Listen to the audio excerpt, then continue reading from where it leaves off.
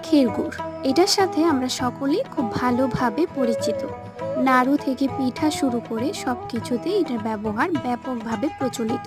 কিন্তু আমরা অনেকেই জানি না এটা কিভাবে বানানো হয়। চলো আজকে তোমাদের সাথে সেটাই শেয়ার করি। প্রথমেই ক্ষেত থেকে শক্ত আখগুলো সংগ্রহ করা হয়, যেগুলো চিবিয়ে খাওয়ার মতো উপযুক্ত নয়। তারপর মহিষের সাহায্যে এগুলো থেকে রস বের করা হয়, অনেকটা ঘানি থেকে সর্ষের তেল বের করার মতো। পরবর্তী ধাপে এটা পরিষ্কারের জন্য যে পাত্রে গুড় জাল দেওয়া হবে সেই পাত্রে আখের রসগুলোকে ছেঁকে নেওয়া হয়। এরপর এর মধ্যে ব্যবহার করা হয় হাইড্রোস।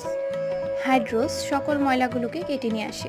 যখন গুড় জাল দেওয়া হবে তখন হাইড্রোসের প্রভাবে সকল ময়লা উপরে ভেসে উঠবে, যেটাকে গাদ বলা হয় গ্রাম বাংলার ভাষায়। এরপর হলো জাল দেওয়ার প্রসেস।